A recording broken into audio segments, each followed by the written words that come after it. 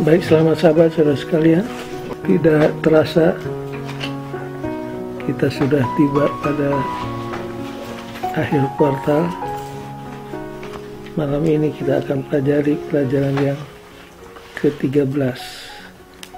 Di bahasa Indonesia judulnya apa? Janji kedatangan. The Promise of His Return. Pelajaran ini merupakan klimaks daripada pelajaran-pelajaran kuartal ini. Malam hari ini kita akan ambil intisarinya. Saudara-saudara sudah pelajari di rumah, dan pelajaran ini pelajaran yang sangat biasa. Pada tanggal 16 Juli tahun 1945, gurun pasir New Mexico diterangi oleh gumpalan cahaya seperti jamur yang terangnya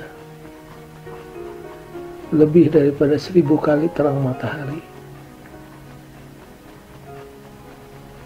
Pada waktu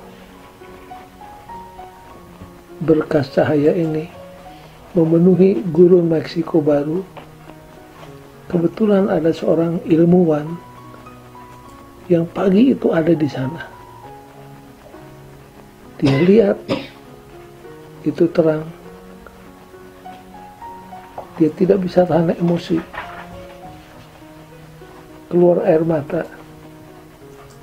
Dia katakan, "My God, mankind has been able to create hell on earth." Ya Tuhan, umat manusia sudah bisa menciptakan neraka di atas dunia ini. Sudah tahu terang apa itu?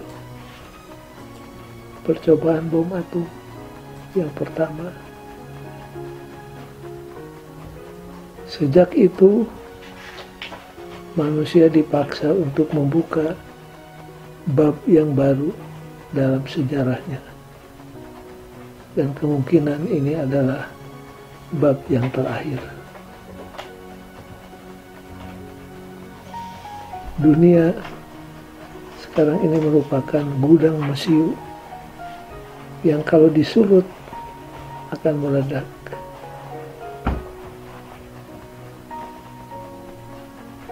Kalau saudara bicara tentang kiamat, kehancuran dunia sekarang ini, saudara tidak dianggap orang fanatik. Karena umumnya manusia mengakui bahwa there is something wrong in the world sekarang ini. Ada paling sedikit 3-4 teori tentang kesudahan dunia ini.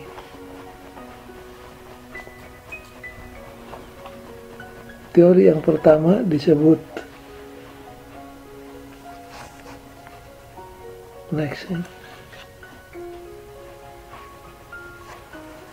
disebut global suicide. Bunuh diri secara global. Kapan ini terjadi? Global suicide ini terjadi apabila negara-negara superpower terlibat di dalam perang nuklir.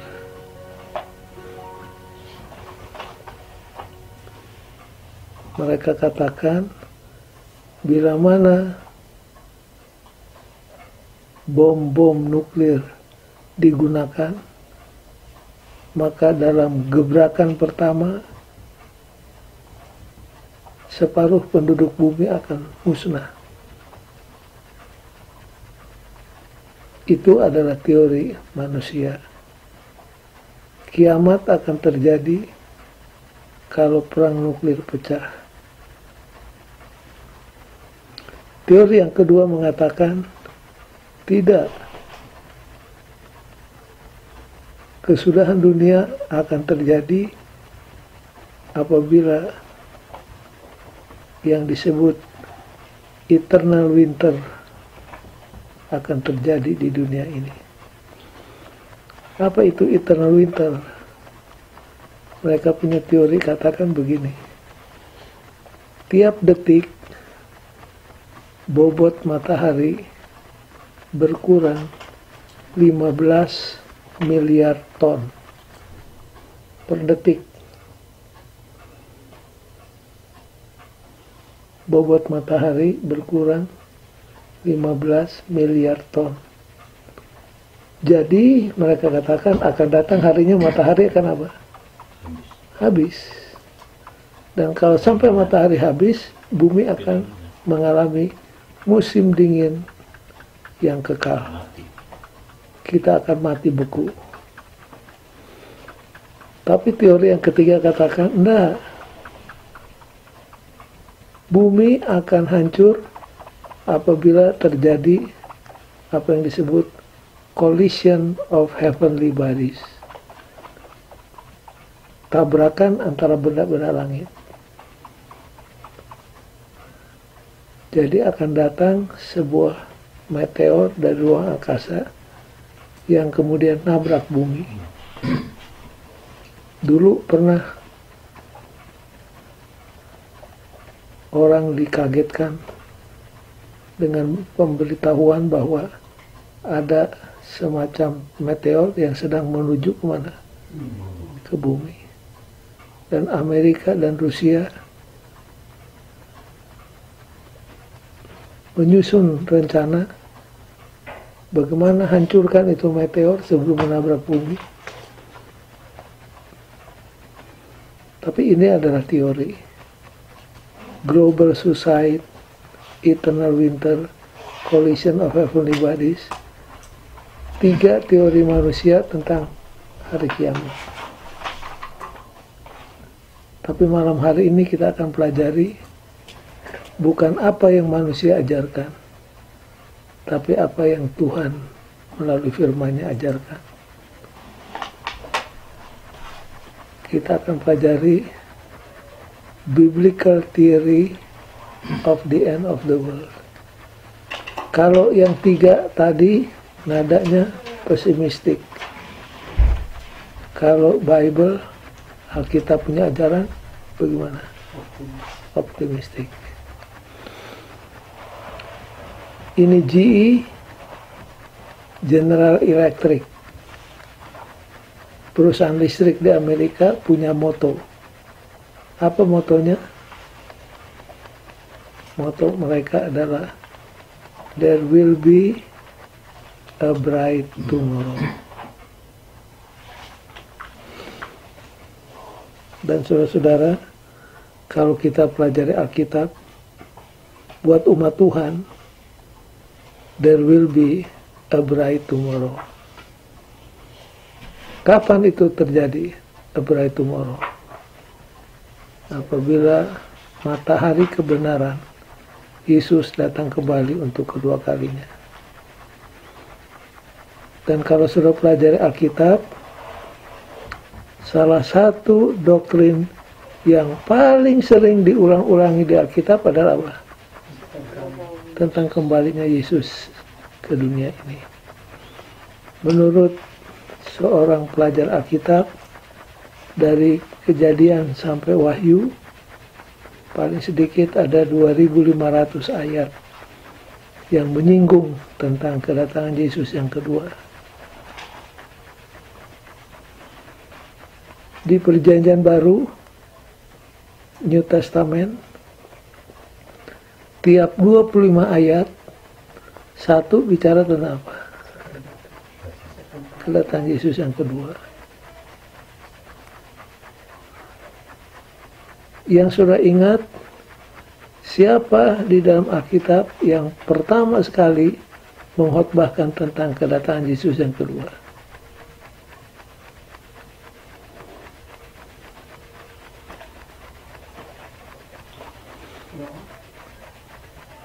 Di dalam Alkitab, siapa orang yang paling pertama mengkhotbahkan tentang the second coming. Siapa? Kedatangan pertama belum terjadi, dia sudah bicara tentang kedatangan yang kedua. Coba buka Alkitabnya, buku Yudas, ayat 14. Juga tentang mereka Henokh, keturunan ketujuh dari Adam, telah bernubuat, katanya, sesungguhnya Tuhan datang dengan beribu-ribu orang kudusnya, hendak menghakimi semua orang dan menjatuhkan hukuman atas orang-orang fasik karena semua perbuatan fasik yang mereka lakukan dan karena semua kata-kata nista yang diucapkan orang-orang berdosa yang fasik itu terhadap Tuhan. Jadi Henokh generasi yang keberapa dari Adam? Ketujuh. Yesus belum datang pertama kali, dia sudah melihat ke depan kedatangan Yesus yang keberapa? Yang kedua. Untuk menjalankan penghukuman kepada orang yang menolak Tuhan. Siapa yang terakhir berdoa untuk kedatangan Yesus yang kedua? Itu adalah Yohanes. Nah, kalau dihitung-hitung 2500 ayat. Cuma sayangnya doktrin ini begitu penting, tapi banyak mimbar gereja tidak lagi mengkhotbahkan tentang kedatangan Yesus yang kedua. Nah, buat kita umat Masihi Advent hari ke-7,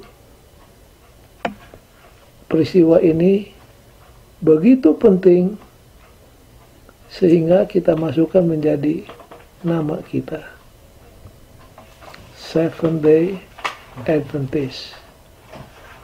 Kalau saudara ditanya apa artinya Advent, jawab saudara apa? Advent itu bahasa Latin, Adventos, tidak diterjemahkan tapi ditransliterated dalam bahasa Inggris menjadi Advent. Jadi the Advent of the Lord sama dengan the coming of the Lord. Jadi Advent itu sama dengan kedatangan. Adventist adalah umat yang menunggu kedatangan. Mengapa penting? Masih ingat konsep kita tentang waktu? Waktu itu bukan seperti lingkaran, tapi seperti apa? Sebuah garis. Ada ujungnya, ada pangkalnya. Dan kedatangan Yesus yang kedua kali akan merupakan klimaks daripada sejarah. Next please. Nah, banyak gereja Kristen yang percaya kedatangan Yesus yang kedua kali.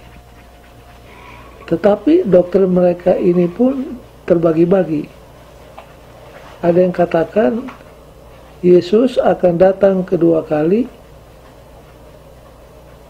dalam arti apa? Spiritual. Mereka katakan bila mana seorang bertobat, menerima Kristus, dan Kristus dibiarkan tinggal di hatinya, itulah kedatangan Yesus yang kedua. Jadi kedatangan Yesus itu bukan secara fisik, tapi secara apa? Spiritual. Kemudian ada lagi yang mengajarkan bila mana Yesus datang, dia akan datang secara apa? Diam-diam. Ini yang seringkali dipakai istilah apa? Secret rapture. Ada lagi yang mengajarkan bahwa kalau Yesus datang, dia bukan datang secara person, tetapi dalam bentuk sosial. Kalau terjadi pembaharuan dalam kehidupan sosial, ekonomi, politik, itulah the second coming. Nah, ini diajarkan oleh gereja Kristen. Ini sosial. Tapi kalau kita pelajari Alkitab, pertama kita buka Kisah 1 ayat 10 dan 11. Pada waktu Yesus berpisah dengan murid-muridnya di Bukit Zaitun, setelah memberikan amanat yang terakhir, masih ingat Yesus diangkat naik meninggalkan murid-muridnya dan pergi ke sorga. Waktu murid-muridnya menatap terus ke langit, seorang malaikat menyapa mereka. Itu terdapat dalam ayat 10 dan 11. Ketika mereka sedang menatap ke langit, waktu ia naik itu, tiba-tiba berdirilah dua orang yang berpakaian putih dekat mereka dan berkata kepada mereka, "Hai orang-orang Galilea, mengapakah kamu berdiri melihat ke langit? Yesus ini yang terangkat ke surga meninggalkan kamu akan datang kembali dengan cara yang sama seperti kamu melihat dia naik ke surga." Jadi malaikat katakan, Yesus yang sama ini, dia akan turun kembali seperti dia apa? Naik. Nah, waktu Yesus naik, dia kan in person naik ke surga. Dan kelihatan. Dengan cara yang sama, dia akan apa? Turun kembali. Nah, kita bicara tentang the manner of his coming. Manner ini apa? Cara kedatangannya. Bukan secara rohani, bukan secara sembunyi-sembunyi, secretly, bukan dalam bentuk social reform, tapi kalau Yesus datang, dia akan datang in person. Dirinya, pribadinya akan turun. Pertobatan perlu, Yesus hidup di hati kita perlu, tapi bukan itu the second coming. The second coming menurut malaikat, sebagaimana Yesus naik ke sorga dengan cara yang sama, dia akan apa? Jadi in person, bukan sekedar spiritual coming. Kemudian Wahyu 1 ayat 7. Jadi kedatangan Yesus itu yang pertama harus diingat, literally, not symbolically, and apa? In person. Jadi Yesus sendiri seperti dia naik ke surga, in the same manner, dalam cara yang sama dia akan apa? Turun kembali. Nah, kemudian yang kedua yang harus saudara ingat, Wahyu 1 ayat 7. Lihatlah, ia datang dengan awan-awan dan setiap mata akan melihat dia, juga mereka yang telah menikam dia, dan semua bangsa di bumi akan meratapi dia. Ya, amin. Semua mata akan apa? Melihat.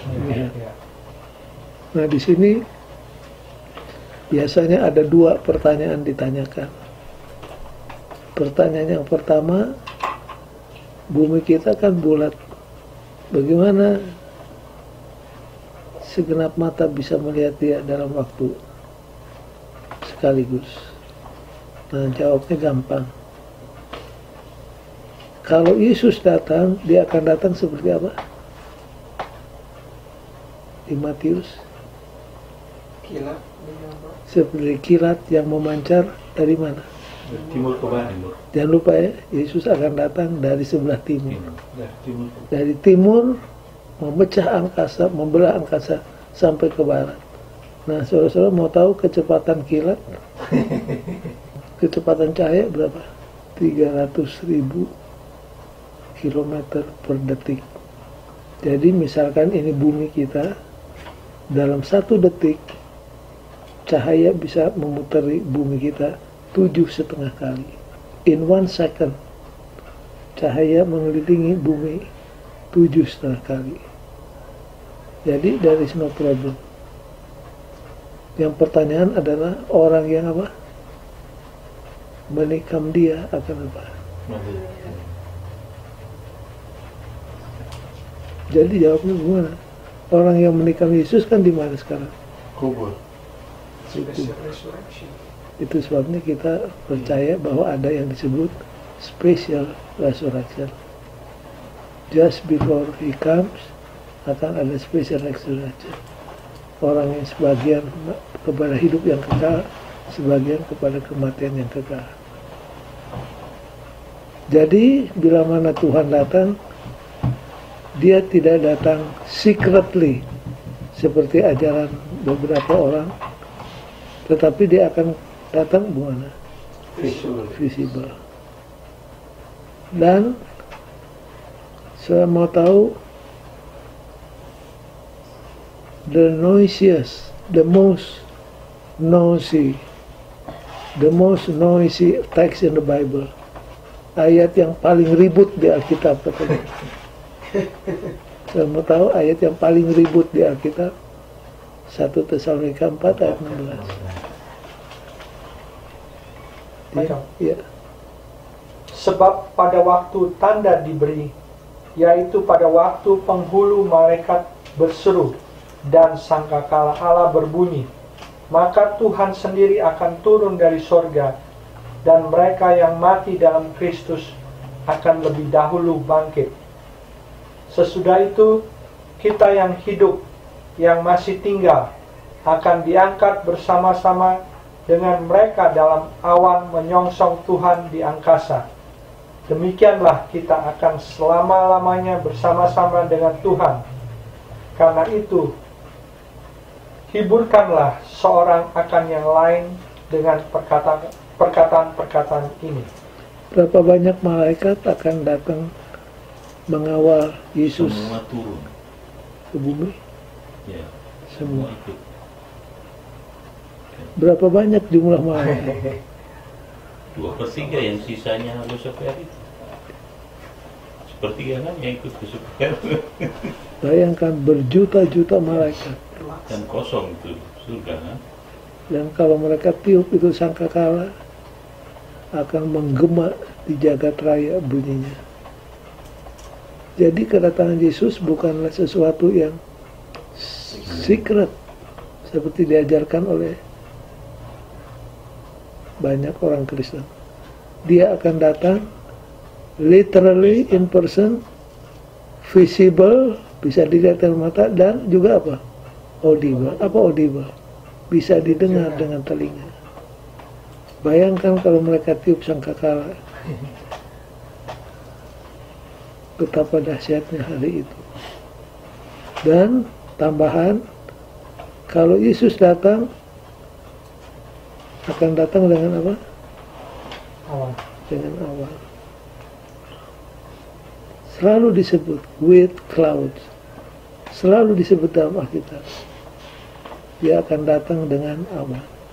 Dia akan datang dengan awan. Jadi kalau ada orang yang mengaku Yesus, mana awannya? With cloud. Jadi itulah tentang the manner of his coming. Cara kedatangan Yesus. Not spiritually, not secretly, not symbolically, socially form, tapi apa? Literally in person, visible, audible, with cloud. Next please. Sekarang ada yang bertanya, untuk apa Yesus datang kembali? Yang pertama jawabnya untuk menyempurnakan proses keselamatan. Menyempurnakan proses keselamatan. Masih ingat kita sudah pelajari tentang 3 dimensi keselamatan? Yang pertama apa?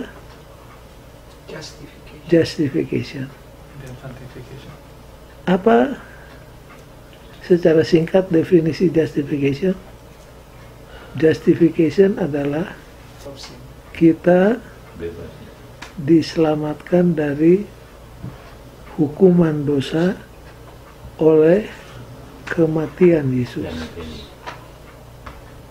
Dimensi yang kedua, kita diselamatkan dari kuasa dosa oleh tinggalnya Kristus dalam hati kita, indwelling of Christ. Yang ketiga, kita diselamatkan dari kehadiran dosa oleh kedatangan Tuhan yang kedua kali, by the coming of Christ. Sekarang ini kita dalam proses justification and sanctification. Tapi di mana-mana kita masih melihat bekas-bekas dosa. Perang, malapetaka, natural disaster, dan kematian. Itu semua adalah akibat daripada dosa. Jadi dimensi yang ketiga biasanya disebut apa? Glorification. Tubuh kita akan diganti dari yang fana jadi baka. Dan akhirnya bumi tempat kita bermukim selamanya akan diperbaharui. Jadi yang pertama, maksud kedatangan Tuhan yang kedua adalah menyempurnakan proses keselamatan. Kemudian yang kedua, untuk menciptakan sebuah bumi yang baru dan langit yang baru. Di 2 Petrus pasal yang ketiga dikatakan kita sedang menunggu bumi yang baru, yang di dalamnya hanya terdapat apa? Kebenaran. Kalau istilah politiknya hell, bumi yang baru yang aman, sentosa, sejahtera disebut apa? Nah, kalau sudah pelajari sejarah, ada banyak tokoh-tokoh sejarah yang bercita-cita untuk mendirikan apa? Bumi yang baru. Bumi yang aman, sentosa, sejahtera. Yang pertama adalah siapa? Plato. Siapa Plato? Ahli falsafah Yunani yang terkenal. Masih ingat dia tulis buku, salah satu yang terkenal adalah apa? The Republic. Plato punya gagasan bumi ini akan menjadi aman dan tentram, sejahtera kalau bumi diperintah oleh ahli-ahli falsafat seperti dia. Apa benar? Tidak. Sekarang ini di dunia kebanjiran ahli filsafat. Kacau. Tapi dunia tidak semakin aman dan tentram. Sampai mati dia tidak melihat mimpinya. Kemudian yang kedua, Alexander Zulkarnain, Alexander the Great. Kemana saja dia pergi, negara yang ditaklukkannya dipaksakan untuk menganut Helenisme. Menurut dia, kebudayaan Greka, ilmu pengetahuan Greka itu super. Itulah yang bisa mengubah dunia menjadi dunia yang baru. Kemana saja dia pergi, Helenisme dipaksakan. Tapi sayang, Alexander yang menguasai dunia dalam usia 33 tahun, akhirnya mati di tempat tidur karena tidak bisa menahan nafsu meminum minuman keras. Mimpinya tidak pernah jadi kenyataan. Kemudian datang seorang ilmuwan dari Inggris yang terkenal, Francis Bacon. Dia tulis buku judulnya Di Atlantis. Dia katakan bumi akan menjadi aman, tentram, sejahtera kalau dikuasai oleh saintis. Jadi dia mengandalkan apa? Ilmu pengetahuan. Ilmu pengetahuan bisa merubah hidup manusia sehingga bumi bisa menjadi aman, sejahtera, dan makmur. Sekarang ini bumi kelebihan apa? Saintis. Menurut statistik, 90% dari seluruh saintis yang pernah hidup di dunia hidup bersamaan sekarang ini. 90% dari seluruh yang namanya saintis yang pernah hidup di dunia hidup bersamaan sekarang. Tapi bagaimana bumi kita? Tambah kacau. Tambah kacau. Itu Francis Bacon punya cita-cita. Lalu diktator dari Jerman, namanya siapa? Hitler. Hitler. Adolf Hitler. Dia juga punya cita-cita untuk menciptakan utopia. Utopia itu bumi yang aman dan makmur dan sejahtera. Yang pertama siapa? Ahli falsafat Greka yang namanya Plato. Plato menulis buku berjudul The Republic. Dia punya mimpi. Katanya kalau bumi ini dikuasai dan diperintah oleh ahli falsafah seperti dia, bumi akan berubah menjadi utopia. Tapi sekarang ahli falsafah sudah ada di mana-mana. Orang-orang yang punya Doctor of Philosophy membanjiri bumi, tapi bumi tidak pernah kunjung menjadi aman dan makmur dan sejahtera seperti mimpinya. Plato mati, tidak pernah melihat mimpinya jadi kenyataan. Orang yang kedua adalah siapa? Alexander. Punya gagasan lain lagi. Dia bilang bumi akan menjadi baru kalau budaya dan ilmu pengetahuan Greka diterapkan di semua negara. Kemana saja Alexander pergi, negara yang ditaklukkannya dipaksakan menganut faham Helenisme, kebudayaan Greka. Tapi Alexander keburu mati umur 33, mimpinya tidak pernah menjadi kenyataan. Lalu yang berikutnya Francis Bacon.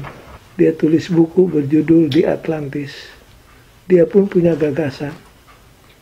Bumi akan menjadi aman, tentram, menjadi utopia kalau diperintah oleh saintis seperti dirinya.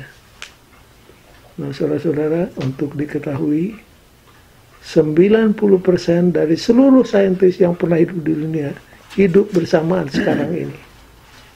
Tapi dunia kita tidak pernah menjadi apa? Lebih aman, lebih damai. Francis Bacon mati, mimpinya tidak pernah jadi kenyataan. Kemudian yang terkenal, yang berikutnya mengidam-idamkan utopia adalah siapa? Hitler. Adolf Hitler, dia suruh tangan kanannya Himmler tulis Alkitab versi Jerman untuk saingi Alkitab orang Kristen, dan sebut di dalam Alkitab itu Hitler adalah juru selamat dunia. Über alles, Jerman di atas semuanya. Tapi sang juru selamat keburu apa? Mati. Tidak pernah melihat bumi menjadi utopia. Kemudian di abad ke-20 siapa? Paus Yohanes ke-23. Salah satu paus yang terkenal. Dia punya gagasan adalah dengan apa? Ekumene. Kalau gereja bisa bersatu, bumi akan menjadi utopia. Jadi begitulah manusia modern bermimpi tapi tidak pernah berhasil menciptakan bumi yang baru dan langit yang baru. Dan untuk inilah Yesus datang, menciptakan langit yang baru, bumi yang baru, di mana di dalamnya ada apa? Kebenaran. Dan itulah yang sedang kita nantikan menurut Rasul Petrus. Jadi inilah dua major purposes of His coming.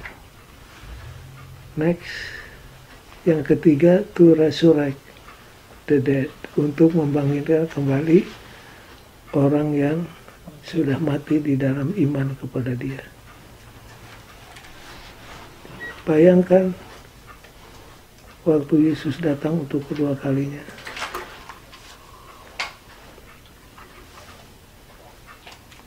Kalau lihat gambar ini, menggetarkan jiwa kita.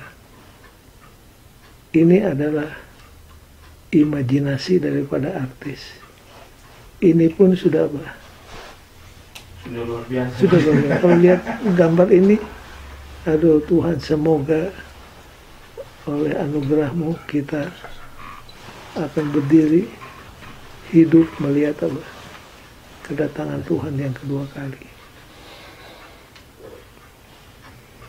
Besok lusa, kalau saudara-saudara jalan-jalan ke Bethel Creek, jangan lupa mampir di tempat pemakaman Ellen White. Di sana ada kuburan keluarga, bapak, ibu, anak. Itu tahun berapaan? 1915. 15. Dan kalau saudara pergi ke dekat kuburan itu, nanti di sana ada kuburan-kuburan pionir Advent. Ya tahunnya sekitar 1915, 1920. Tapi ada yang aneh. Ada satu kubur seperti out of place. Bukan 1915, 1920, masih termasuk baru, 19, kalau saya nggak salah, 70-an. Lalu ada orang tanya, ini kuburan siapa? Yang lain itu 1915, 1920. Ini kuburan siapa ini? Rupanya ada misionari, saya mohon dikubur sedekat mungkin ke Ellen White punya kuburan. And he was lucky. Ada vacant lot, tidak terlalu jauh dari kuburan siapa? Jadi kalau lotnya Nyawet di sini, tidak terlalu jauh, dia punya kuburan. Dia dikubur dekat sekali. Supaya dia bilang, kalau Tuhan datang, tangan yang pertama saya jabat, tangan Nyonya White. Imannya besar sekali. Dia percaya dia akan bangkit. Tapi di sebelah sana, agak jauh dari kuburan Nyonya White, tapi di kompleks yang sama, ada satu kuburan yang orangnya berpesan, kalau sampai saya mati, saya minta dikubur lebih dalam dari kuburan biasa. Kalau yang biasa kan paling 2 meter, ini 6 meter ke bawah paling sedikit. Dan minta supaya di atas peti saya dituangkan itu cor itu semen yang keras, supaya apapun yang terjadi saya tidak akan bangkit. Tapi saudara jangan lupa, sooner or later semua kubur akan terbuka. Waktu Yesus datang kedua kali, kubur orang yang benar, yang beriman akan terbuka. Dan 1000 tahun kemudian, kubur-kubur orang jahat. Mau tidak mau, walaupun disengan dengan cor, itu juga akan terbuka. Yang paling penting, jangan sampai masuk di kelompok yang keliru. Kita rencana ketemu di mana? Kelompok yang pertama. Masih ingat cerita seorang pendeta yang kalau khotbah tidak pernah bersedia. Dia punya semboyan as the spirit leads. Sebagaimana roh pimpin, itu saya khotbahkan. Kadang-kadang mau naik ke mimbar baru dia buka Alkitabnya. Ayat yang pertama dia lihat, itulah ayat yang dia khotbahkan. Satu kali dia naik ke mimbar, dia berdoa, dia buka, kena Wahyu 20 tentang kebangkitan. Lalu dia mulai khotbah. Saudara-saudara, semoga kita bangkit di kelompok yang pertama. Tapi seandainya miss itu, masih ada kelompok yang kedua. Itu cerita. Jangan pernah rencana untuk masuk di kelompok kedua. Kita harus rencana di kelompok yang pertama. Saudara bayangkan, seandainya tidak ada kebangkitan orang mati, mengerikannya. Kita mati, habis, selama-lamanya habis. Syukur kita punya apa? Harapan. Makanya kedatangan Yesus disebut oleh Titus sebagai apa? The blessed hope. Pengharapan yang berbahagia. Kenapa disebut pengharapan yang berbahagia? Salah satunya adalah karena kita akan bertemu kembali dengan siapa? Yes. Dengan orang yang kita kasihi yang sudah meninggal lebih dahulu. Pernah pemerintah Korea Utara dan Selatan kerjasama mencoba untuk mempertemukan mereka yang terpisah karena perang Korea. Saya masih ingat perang Korea. Waktu perang Korea meledak bertahun-tahun, berpuluh tahun lamanya, ada suami istri terpisah. Ada bapak dengan anaknya sekian puluh tahun terpisah, tidak pernah ketemu. Jadi akhirnya pemerintah Korea Selatan dan Utara kerjasama mencoba untuk mempertemukan mereka yang terpisah karena peperangan ini. Dan to a certain degree berhasil. Saudara harus lihat waktu mereka reuni, berpeluk, nangis, bercium-ciuman. Saya juga ikut terharu melihat puluhan tahun anak dengan bapak, suami dengan istri, saudara-saudara akhirnya bisa reuni. Apalagi reuni pada hari kebangkitan. Betapa indahnya hari itu. Jadi kedatangan Kristus yang kedua kali adalah untuk membangkitkan orang yang mati di dalam iman kepadanya. Next please.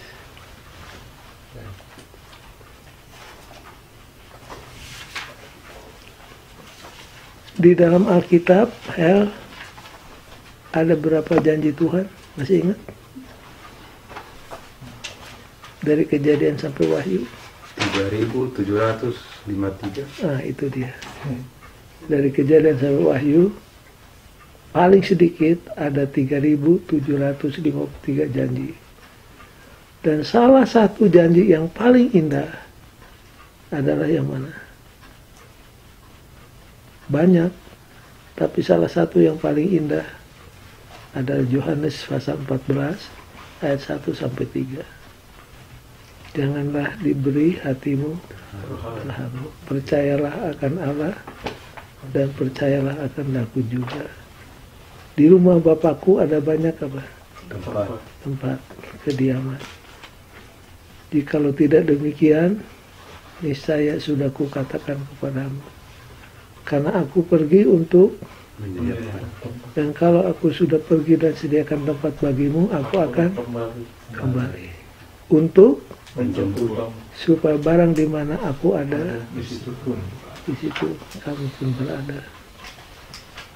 Ini adalah salah satu dari sekian ratus ayat tentang kedatangan Tuhan yang kedua kali.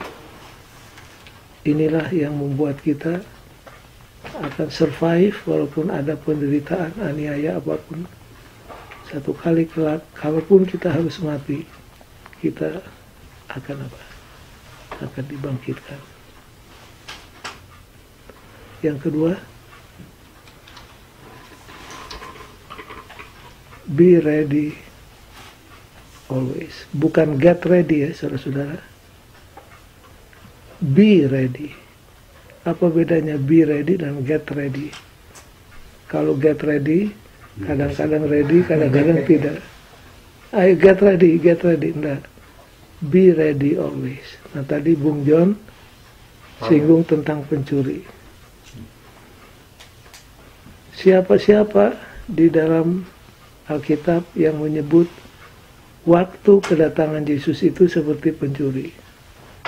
Yesus, Paulus, dan Yohanes. Kedatangannya seperti pencuri. Yang seperti pencuri apanya? Timingnya. Kalau pencuri datang, dia enggak bikin appointment. I will come at 3 o'clock in the morning. Dia datang pada waktu yang bagaimana? Yang kita nggak siap. Seperti pencuri dalam arti pada saat yang tidak disangka-sangka dia apa? Dia datang.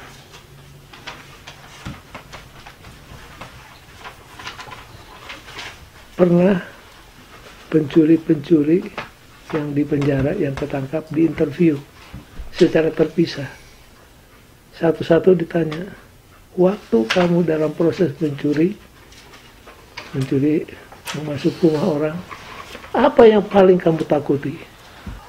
Dari sekian banyak jawaban, ada satu yang paling banyak. Terang. Mereka maunya kalau mencuri apa? Gelap. Pencuri itu takut sama terang.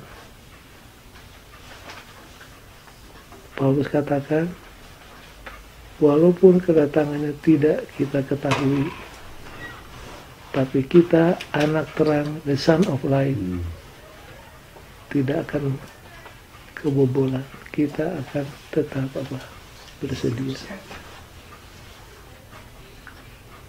Nah kemudian ada yang bertanya, apakah gereja Advent pernah menentukan tanggal kedatangan Yesus? Jawabnya, tidak. Siapa yang pertama menentukan tanggal kedatangannya? Bukan gereja, dia secara pribadi. Jadi gereja masa Advent hari ke-7 secara gereja tidak pernah set the time of Christ coming. Malahan seserwait katakan, usaha untuk menentukan tanggal kedatangan Yesus itu adalah datangnya dari siapa? Dari setan. Kita tidak pernah secara gereja set the time for second coming. Kita tetap berpegang kepada doktrin Matius 24 mengatakan hari dan tanggalnya tidak diketahui oleh seorang pun. Hanya siapa yang tahu? Bapa. Hanya Bapa yang di surga. The last one for tonight. Remember that Jesus is coming soon. Saudara masih ingat pendeta Robert Spengler?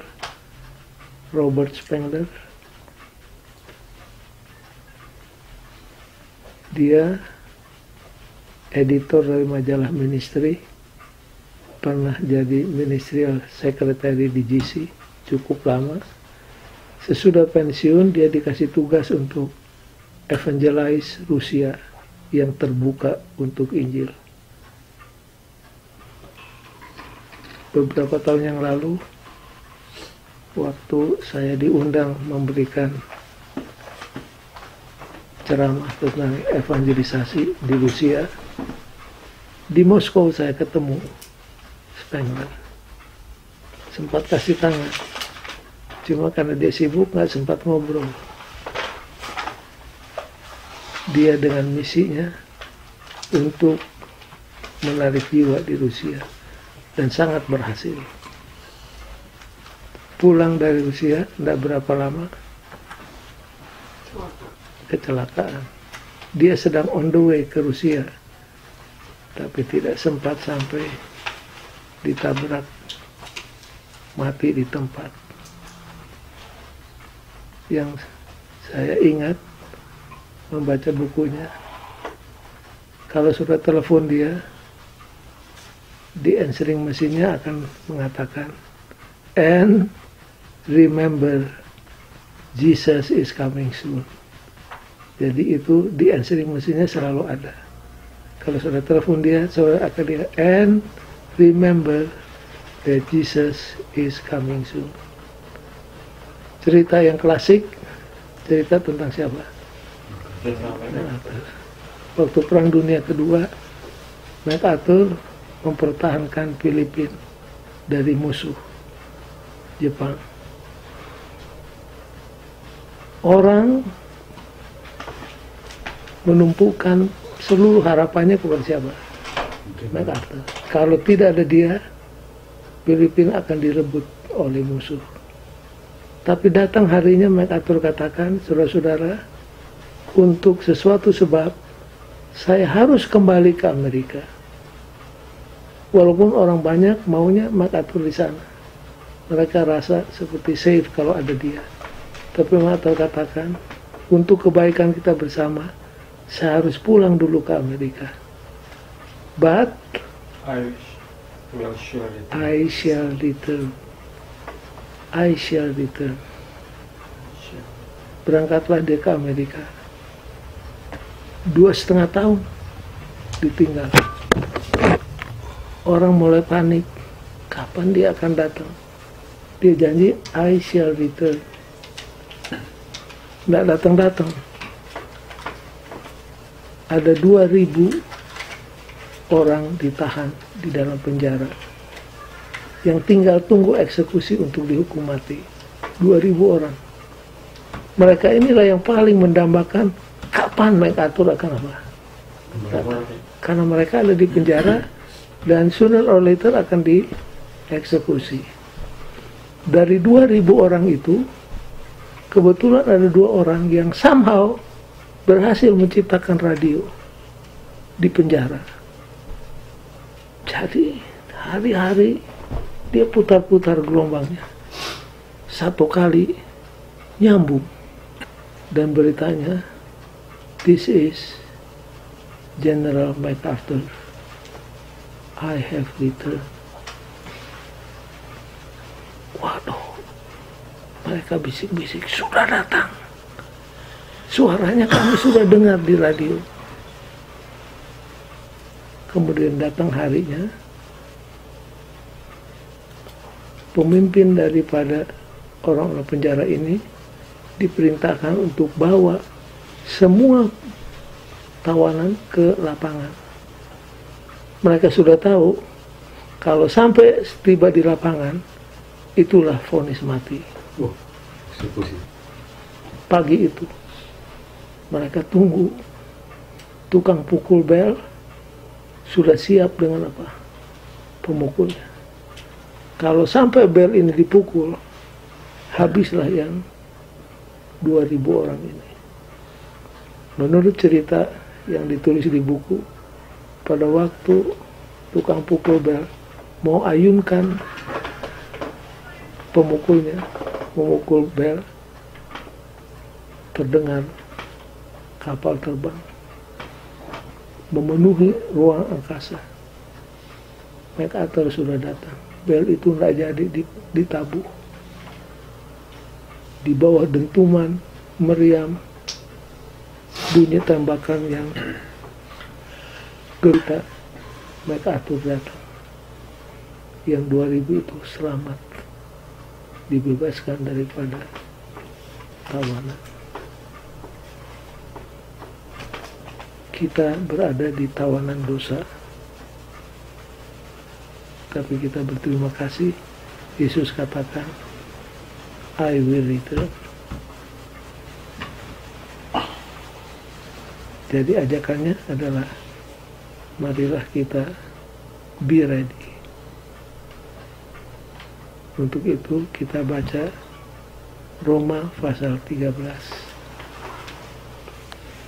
ayat 11 mulai, ayat 11 sampai 14. Hal ini harus kamu lakukan, karena kamu mengetahui keadaan waktu sekarang, yaitu bahwa saatnya telah tiba bagi kamu untuk bangun dari tidur. Kita diajak untuk apa? Bangun dari tidur. Berapa anak darah tertidur? 5. 10. 5 tertidur, 5 tidur. 10 nggak tertidur. 10-10-nya tertidur. Yang punya persediaan ini. Jangan lupa semua tertidur. 10-10. Dan kita diajak untuk bangun dari tidur. Ini tidur rohani. Terus Sebab sekarang keselamatan sudah lebih dekat bagi kita daripada keselamatan sudah. Maksudnya kedatangan Tuhan sudah. Ada orang katakan, pendeta, dari sejak saya anak-anak saya sudah dengar Yesus mau datang. Sekarang saya sudah opa-opa punya cucu, kok belum datang-datang juga. Ada yang tanyakan begitu. Nah, ingat waktu Tuhan berjanji akan kirimkan penebus di Taman Eden, berapa lama umat Tuhan tunggu sampai Yesus datang? Berapa? 4.000 tahun ya. Kita baru berapa tahun? Baru 2.000 tahun. Terus sebab sekarang keselamatan sudah lebih dekat bagi kita daripada waktu kita menjadi percaya. Hari sudah jauh malam, telah hampir siang.